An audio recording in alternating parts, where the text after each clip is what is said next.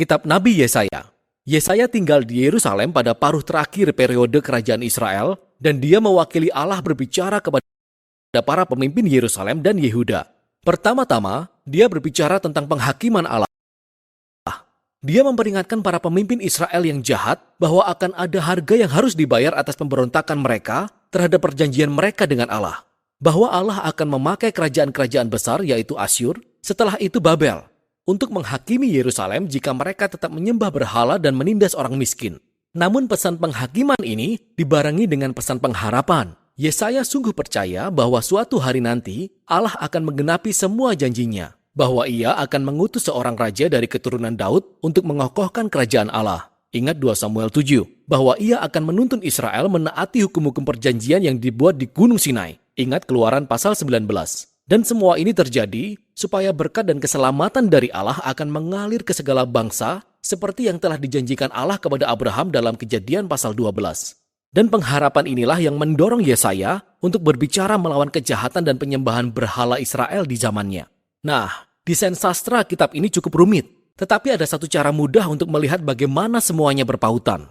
Pasal 1 hingga 39 terdiri dari 3 bagian besar yang berisi peringatan Yesaya mengenai penghakiman atas Israel. Dan semuanya berujung pada sebuah kejadian yang disebutkan di akhir pasal 39. Kejatuhan Yerusalem dan pembuangan ke Babel. Namun di pasal 1 hingga 39 juga terdapat pesan pengharapan bahwa setelah pembuangan, semua janji Allah akan digenapi. Dan pasal 40 hingga 60 berbicara tentang janji pengharapan tersebut dan menjabarkannya lebih lanjut. Dalam video ini, kita akan fokus membahas pasal 1 hingga 39. Bagian besar pertama berfokus pada penglihatan Yesaya mengenai penghakiman dan harapan bagi Yerusalem. Dan itu dimulai saat Yesaya mendakwa para pemimpin Yerusalem yang berontak terhadap perjanjian dengan Allah, menyembah berhala, dan berlaku tidak adil. Maka Allah berfirman, ia akan menghakimi kota tersebut dengan mengirim bangsa-bangsa untuk menaklukkan Israel.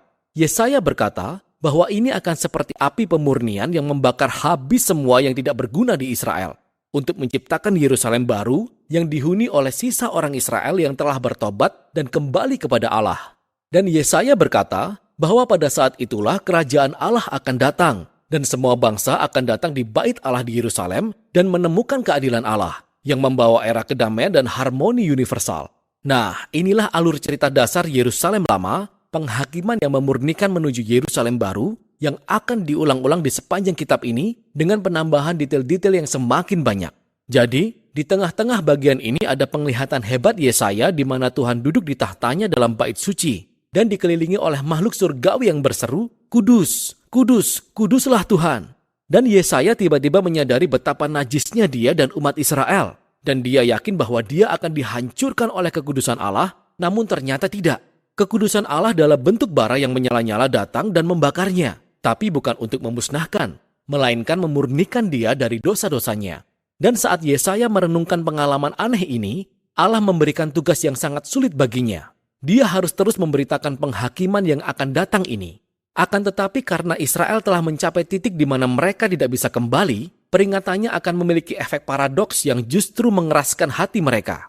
Tetapi Yesaya harus percaya rencana Tuhan. Israel akan ditebang seperti pohon dan ditinggalkan seperti tunggul di ladang. Dan tunggul itu sendiri akan terbakar dan hangus.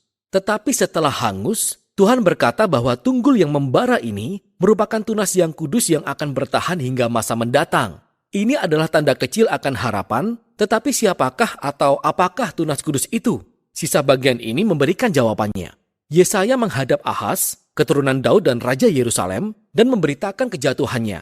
Allah berfirman bahwa kerajaan Asyur yang pertama-tama akan menebang Israel dan menghancurkan negeri itu.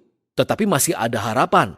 Karena janji Allah kepada Daud, setelah penghancuran ini ia akan mengutus raja baru bernama Immanuel, yang artinya Allah beserta kita. Dan kerajaan Immanuel akan membebaskan umat Allah dari kerajaan-kerajaan penindas yang kejam. Dan Yesaya menggambarkan raja ini seperti tunas kecil yang akan muncul dari tunggul lama keluarga Daud. Raja ini adalah tunas kudus yang dimaksud dalam pasal 6. Dan ia akan diberi kuasa oleh Roh Allah untuk memerintah atas Yerusalem baru dan membawa keadilan bagi orang miskin, dan semua bangsa akan mencari Raja Mesianik ini memohon tuntunan. Kerajaannya akan mengubahkan semua ciptaan dan membawa damai. Nah, setelah membaca pasal 1-12, kita memperoleh pemahaman yang cukup baik mengenai pesan penghakiman dan pengharapan Yesaya. Tapi kapankah ini akan terjadi?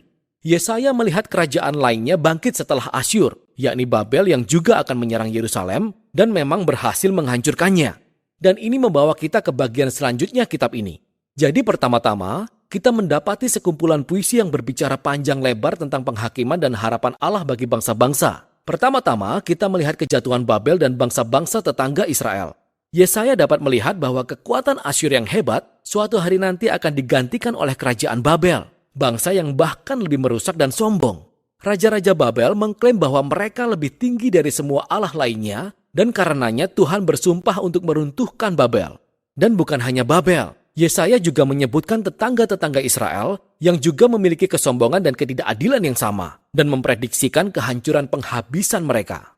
Tetapi ingat, bagi Yesaya, penghakiman Tuhan tidak pernah menjadi keputusan akhir bagi Israel atau bangsa-bangsa. Dan itu mengarahkan kita ke bagian selanjutnya dengan rangkaian puisi-puisi yang menceritakan kisah dua kota.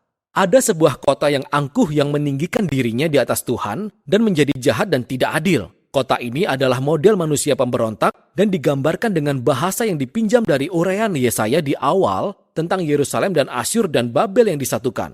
Kota ini ditetapkan bagi kehancuran dan suatu hari kelak akan digantikan dengan Yerusalem baru, di mana Allah memerintah sebagai raja atas umat tebusan dari segala bangsa, dan di sana tidak lagi terdapat kematian atau penderitaan.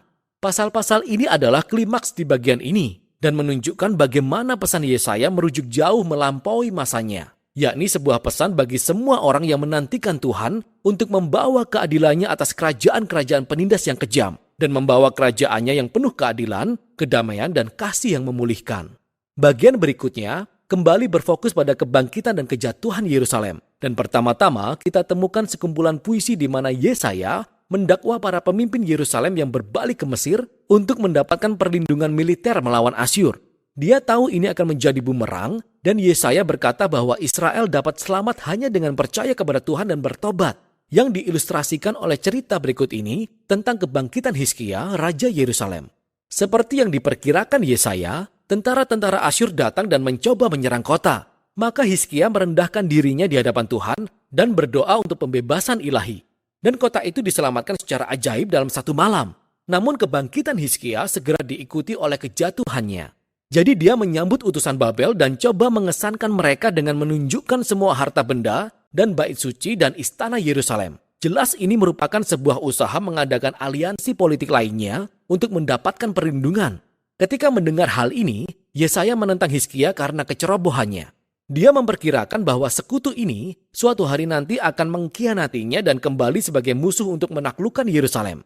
Dan kita tahu dari 2 Raja-Raja pasal 24 dan 25 bahwa perkiraan ini benar. Lebih dari 100 tahun kemudian, Babel kembali ke Yerusalem, datang dan menghancurkan kota tersebut, bait sucinya, dan membawa orang Israel ke pembuangan di Babel. Jadi semua peringatan Yesaya tentang penghakiman ilahi dalam pasal 1 hingga 39 mengarah pada saat ini. Dia terbukti menjadi nabi sejati karena semua yang dikatakan terjadi. Tapi ingatlah, tujuan penghakiman Allah adalah untuk memurnikan Yerusalem dan membawa tunas yang kudus dan kerajaan mesianik atas segala bangsa. Dan harapan inilah yang digali pada bagian selanjutnya kitab ini. Tapi untuk saat ini, inilah Yesaya pasal 1 hingga 39.